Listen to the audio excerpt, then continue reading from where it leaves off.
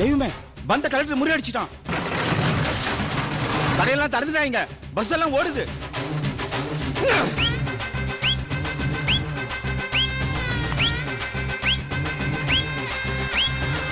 பாராண்டா பாராண்டா வெள்ள குதிரை ஏறி பாராண்டா தீராத வீணையெல்லாம் தீக்கும் ஐயனாறு பாராண்டா அங்கார ரூபம் கொண்டு ஆட்சி செய்ய வராண்டா 3 வேளை பசி தீக்க முனியேப்ப வராண்டா சோல்லையாண்டவன் வாழெடுத்தாண்டா சொல்லி சொல்லி எதிரிகளின் தலையெடுப்பாண்டா